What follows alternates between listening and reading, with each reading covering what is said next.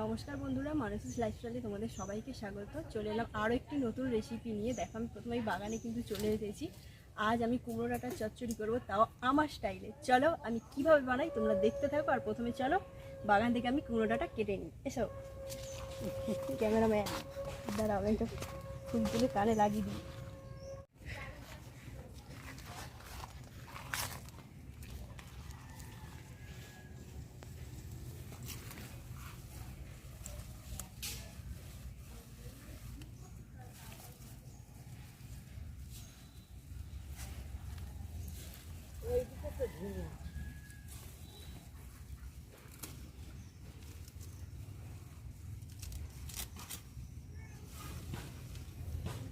কাটা হয়ে গেছে, এবার একটু কুমড়ো ডাঁটা চচ্চড়ির জন্য আমি ঝিঙে দেবো। চলো বাগানের ওইদিকে ঝিঙে আছে, চলো ঝিঙে কেটে নিই।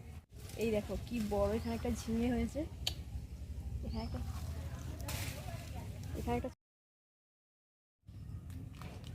সবজি আমার তোলা হয়ে গেছে। চলো এবার মেন রান্নার জায়গায় চলে যাই। প্রথমেই দেখো কুমড়ো শাকটা আমি ভালো করে কেটে নিয়েছি, এবার ভালো করে ধুয়ে নেব। আর এখানে সবজি হিসাবে নিয়েছি আমি ঝিঙে নিয়েছি, একটা আলু সরু করে কেটে নিয়েছি, আর কিছু কাঁচা ছোলা নিয়েছি। আর এখানে মশলা দেখো, এখানে নিয়েছি কিছুটা মৌরি, আদার টুকরো, এখানে জিরে, এখানে নিয়েছি 4 মগজ, কালো সর্ষে আর একটু পোস্ত। আর ফোড়নের জন্য নিয়েছি তেজপাতা এবং 2টো শুকনো লঙ্কা। আজকে কুমড়ো শাকের চচ্চড়িটা একদমই নিরামিষ হবে, তাই আমি কিছুটা এখানে খাসারির ডাল ভিজিয়ে রেখেছিলাম। একদম এখানে ভালো করে ভিজে গেছে। এবার জল ছড়িয়ে আমি এটা বেটে নেব। যেহেতু নিরামিষ করব তাই একটু ডালের বড়া দিয়ে করব, তাহলে টেস্ট কিন্তু খুব ভালো হবে। চলো আমি প্রথমে ডালটা বেটে নিই, তারপরে কিন্তু সব মশলাগুলো বেটে নেব।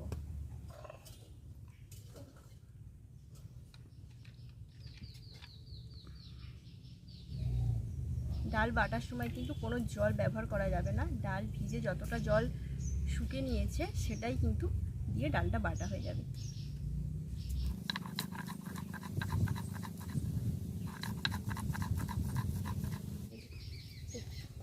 দেখো আমার এখানে কিন্তু ডালটা বাটা হয়ে গেছে। দেখো এতে কিন্তু সামান্য লবণ দিয়ে দেবো। লবণ দিয়ে কিন্তু আমি ডালটা ভালো করে ফাটিয়ে নেব।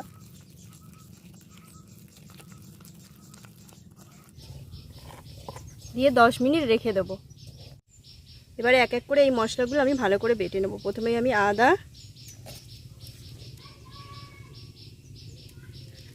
জিরে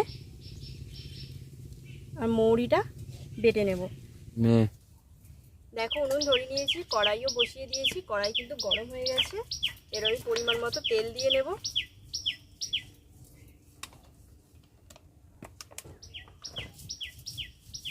একটু নাড়াচাড়া করে নেব। তেল গরম হয়ে গেছে, এবার কিন্তু ডালের বড়াগুলো আমি ভালো করে ভেজে নেব। ছোট ছোট করে ডালের বড়াগুলো ভেজে নেব।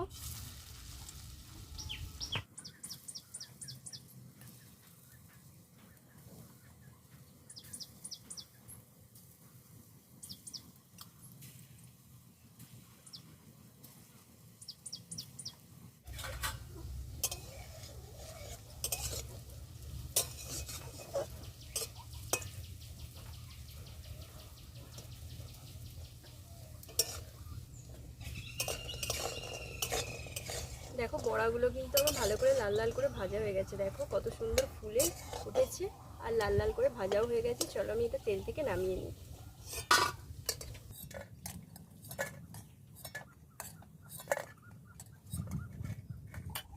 এবার এই তেলে কিন্তু আমি আলুগুলোকে ভালো করে ভেজে নেব।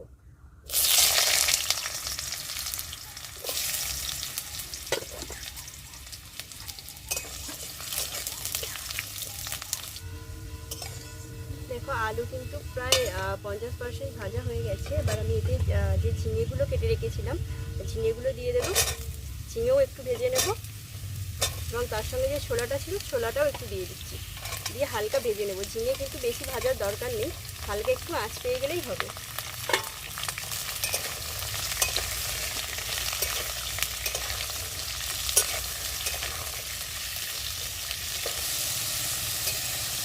দেখো ঝিঙে এরকম একটু ভাজা হয়ে গেছে। আর ঝিঙে থেকে যেহেতু টাটকা ঝিঙে হালকা কিন্তু জল বেরোচ্ছে, তো ঝিঙেকে আমি 5 মিনিট ভেজে নেওয়ার পর এবার যে শাকগুলো কেটে রেখেছিলাম শাকগুলোও একটু ভেজে নেব।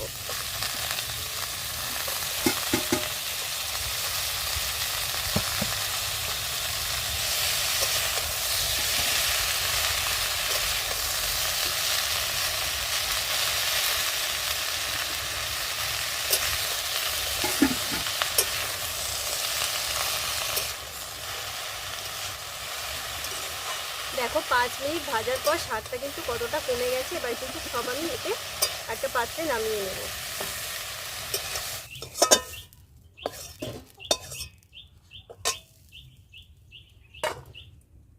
দেখো সব সবজি পাত্রে নামিয়ে নিয়েছি। আবারও একটু পরিমাণ মতো তেল দেব, বেশি তেল দেব না, জাস্ট মশলা যতটুকু কষানোর জন্য দরকার ততটুকুই দেব। কিছুটা 5 ফোড়ন দিয়ে দিলাম,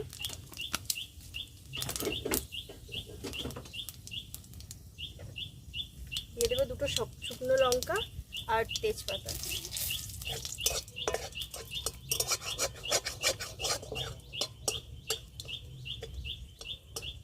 দেখো ফোড়নের মশলাগুলো কিন্তু ভাজা হয়ে গেছে, হালকা গন্ধও ছেড়ে দিয়েছে। আগে থেকে যে আদা জিরে ও মৌরি পেস্ট করে রেখেছিলাম সেইটা দিয়ে দেবো।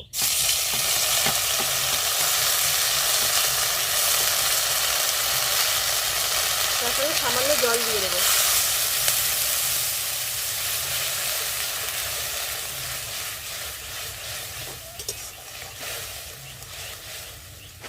দিয়ে ভালো করে 1 মিনিট কষিয়ে নেব। মশলার যে একটা কাঁচা গন্ধ সেটা কিন্তু চলে যাবে। দেখো 1 মিনিট কষানোর পর এবার আমি গুঁড়ো মশলাগুলো এক এক করে অ্যাড করে দেবো।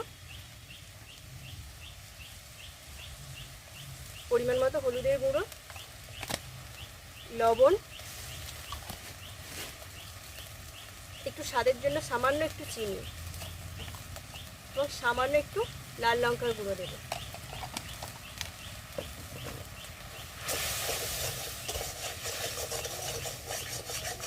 দিয়ে ভালো করে আবারও 2 মিনিটের জন্য মশলাগুলোকে কষিয়ে নেব। তো মশলা কষানো হয়ে গেছে ভালো করে, মশলা থেকে কিন্তু তেলও ছেড়ে দিয়েছে। আগে থেকে যে সবজি আর কুমড়ো শাক ভাজা ছিল সেটা এবার দিয়ে দেবো।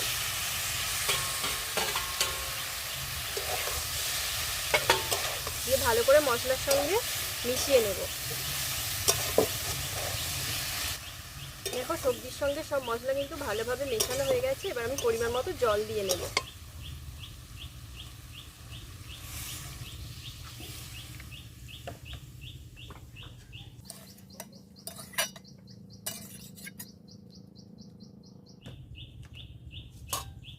দিয়ে ঢাকা দিয়ে 10 থেকে 15 মিনিট হতে দেব।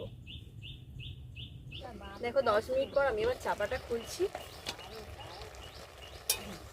দেখো জলটাও কিন্তু কমে এসেছে। আর দেখো আলুও দেখিয়ে দিচ্ছি, আলুও কিন্তু ভালো করে সেদ্ধ হয়ে গেছে। দেখো আলু কিন্তু ভালো করে সেদ্ধ হয়ে গেছে। এবারে দেখো আমি কাঁচা লঙ্কা ভেঙে দিয়ে দেবো, দুটো কাঁচা লঙ্কা দিয়ে দিলাম। আগে থেকে যে সর্ষে চারমগজ ও পোস্ত বাটা ছিল সেটা আমি দিয়ে দিচ্ছি।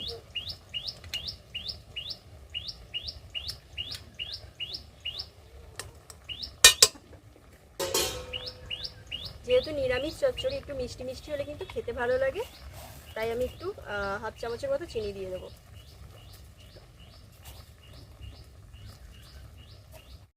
দেখো সর্ষে চারমগজের পেস্টটা ভালো করে মিশিয়ে দেওয়ার পর আগে থেকে ভেজে রাখা ডালের বড়াগুলো কিন্তু দিয়ে দেবো।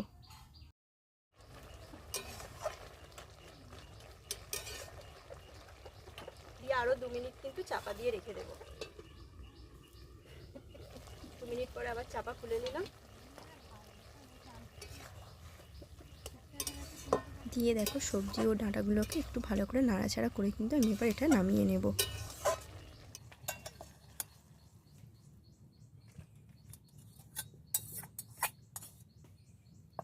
দেখো আবার আমি কিন্তু এখানে একটু ভাত নিয়ে নিয়েছি, টেস্ট করে দেখবো কেমন খেতে হয়েছে। কাঁচা লঙ্কা দিয়ে একটু ভাতটা চটকালে কিন্তু দারুণ লাগে নিরামিষ তরকারি।